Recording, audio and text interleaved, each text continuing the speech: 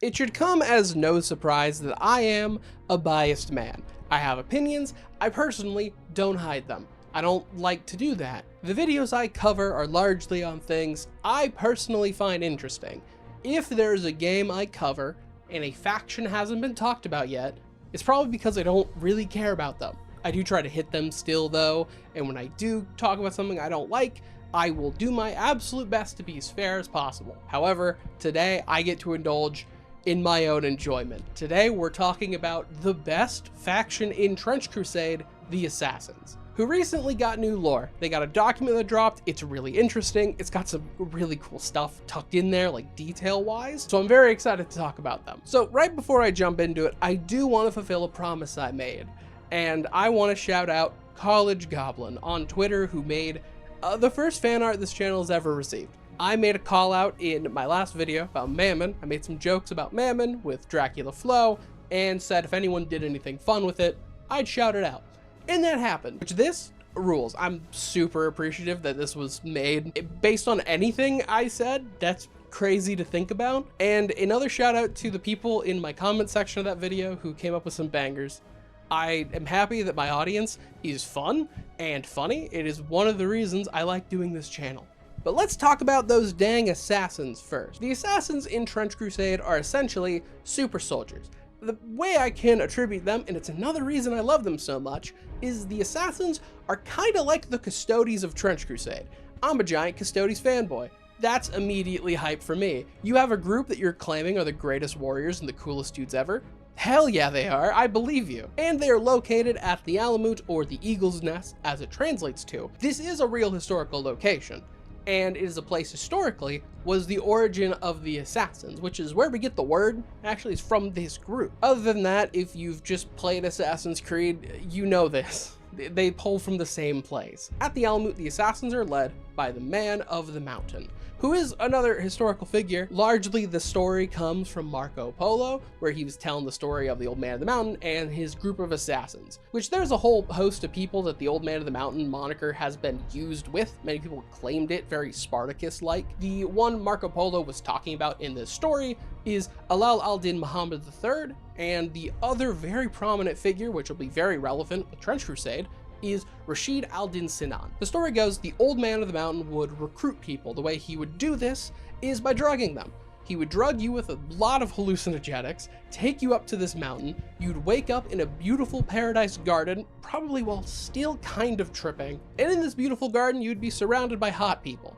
And in this place, you'd think it's paradise, you think you'd went to heaven, but the Old Man of the Mountain is right in front of you, and he says, I control your access to this place. You want to go to paradise? Well, you have to do everything I tell you, which they would then be drugged again and return to reality, which, yeah, they would then immediately become dogged supporters of him and do whatever he asks. However, I think it is important to state that in our real world history, there is basically no evidence that this happened. The figures are real, those are real people, and they led the assassin group. Those people, 100% real.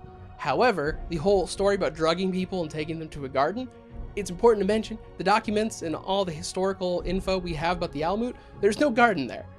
I think it's a pretty important detail, to be honest. So the historical assassins are built from a lot of legends. A lot of it not very true, but very interesting to parse because of that. However, we're talking about Trench Crusade, and Trench Crusade, being an alt history setting, means it gets to pull from all of that fun history that just isn't real in our world. So in Trench Crusade, it is led by Rashid al-Din Sinan as the Old Man of the Mountain, the Master of Knives, all around a terrifying figure. And the assassins do really like hallucinogenic drugs.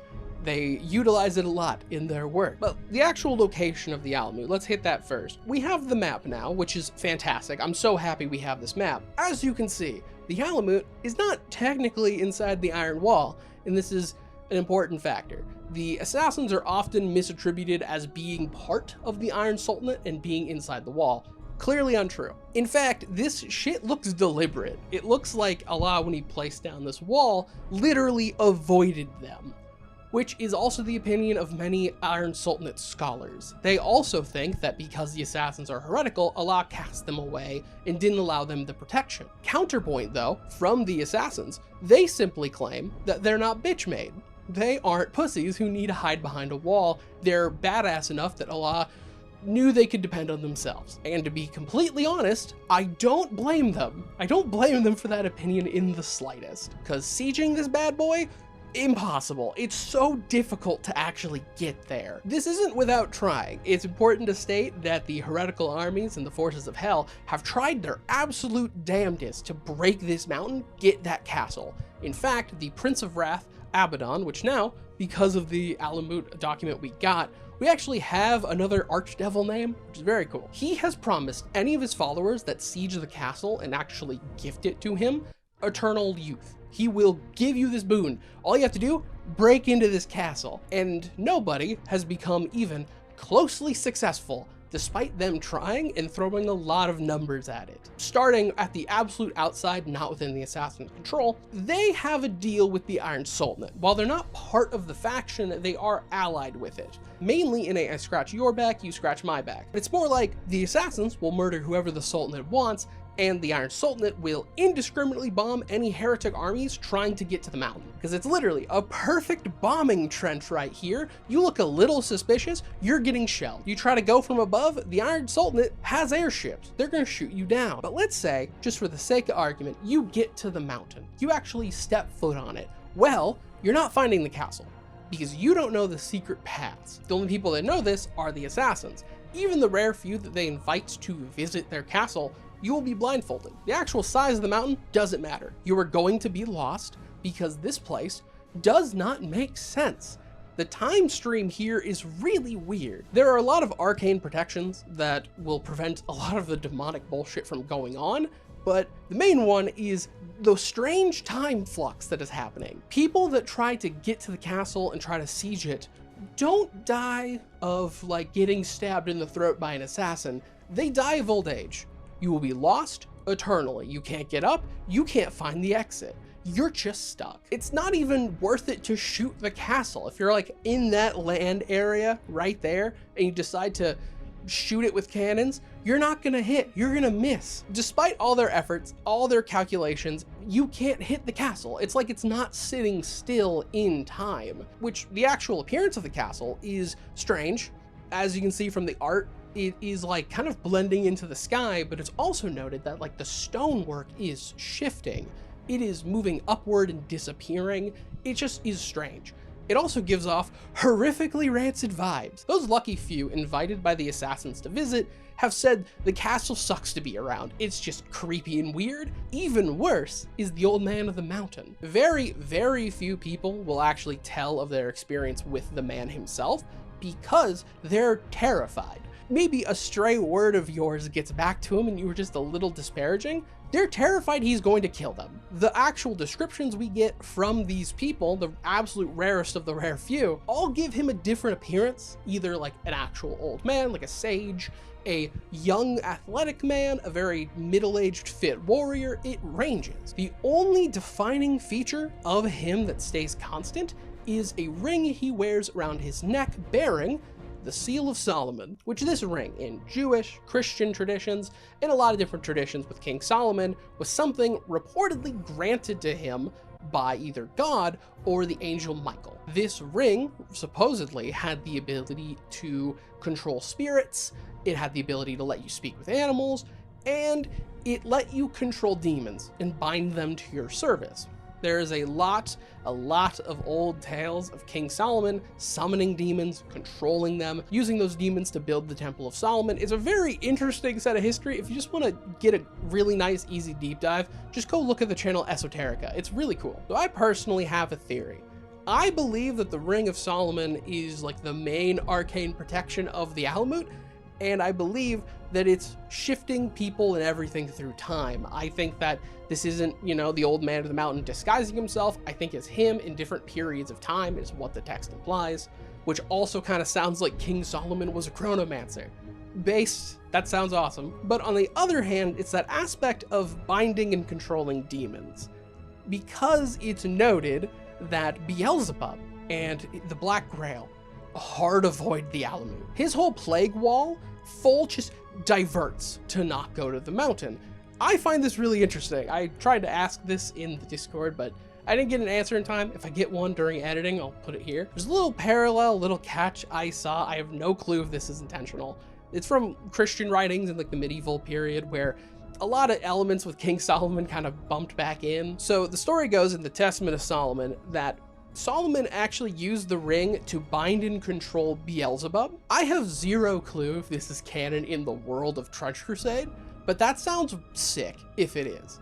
Do not take my little theory with this aspect as fact. I have no clue. If it is true, very fair for Beelzebub to just not want to deal with it again. Yet another reason for why Beelzebub is the smartest archdevil. So finally, I should talk about the actual assassins themselves. With all of this, I think there's a lot of hype that they're badass, which they are. Like I've mentioned, they are super soldiers. They are physically stronger, larger, faster, terrifying warriors. They're assassins of immense renown and respect because they're terrifying. They will kill you if they're going for you. They're super fun, and a lot of those like powers, those mystical powers from the Old Man in the Mountain and his protections do actually trickle down to his soldiers. Largely with the fact the assassins seem to have the ability of time slipping, both utilizing hallucinogenic drugs and magical rituals.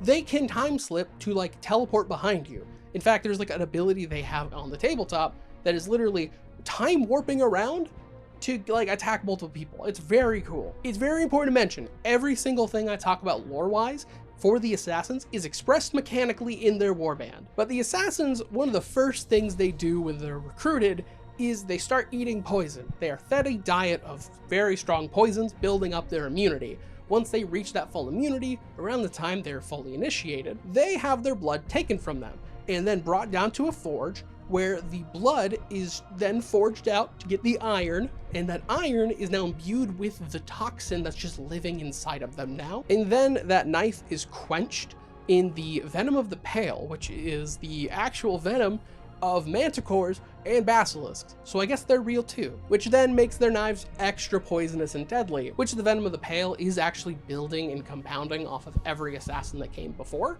With every knife quenched, the venom of the pale becomes more and more deadly, which means every new assassin is a more deadly threat. This specific theme of poisons and like the history of the assassins building on each other is also expressed two different times mechanically. I really like this concept. First, that poison knife, there's actually a better version of it known as the Golden Kunjar, which is only made by the Old Man in the Mountain. He's the only guy that knows how to do this. It is literally crystalline poison forged into a knife. This knife is then given to all the people he thinks are the coolest, his favorite servants. Quite obviously, this knife is even more deadly and venomous. The other part I really like is the Bow of the Alamut, which the Bow of the Alamut is made out of wood planted in the skulls of the buried assassins all throughout the grounds of the Alamut. The wood is taken from these trees, it's forged into the Bow of the Alamut, which is a time-slipping railgun is the best way I can describe it. Mechanically speaking, it hits the entire table. Like, the range is the table length. You shoot somebody, it will literally vibrate and change in time to slit past your armor. And when you hit somebody with it, the assassin can teleport behind them. It's so cool. It's insane. This is the goofiest weapon I've ever heard, and I love it. Because yeah, they do a lot of time-slipping shenanigans. One of the other methods that they utilize this is with hallucinogenic drugs. They will have incense burning just hallucinogens. So while they're literally slipping through time, you're also tripping balls. So it's really hard to track the assassins in what they're doing. Good luck hitting them while you're freaking out and this assassin is like flicker stepping all around. You don't know where he is. Clearly, the assassins are the coolest. They're the best faction, and they're the faction I am going to build up and paint. They are literally the first one I'm going to learn and play because I get to bring 3 assassins. I don't care if I don't get to bring the alchemical creations like the Lion of Jabir. I want 3 assassins on the table. But yeah, that's it. I want to give a huge shout out to my channel members who make all these videos possible. I'm super appreciative. And an even bigger shout out to my top tier channel members, Robbie Beckmeyer, Ultra Mega Jesus, and Czar Shadow. Absolute legends, all of you. And yeah, if you like this, like, comment, subscribe. See ya.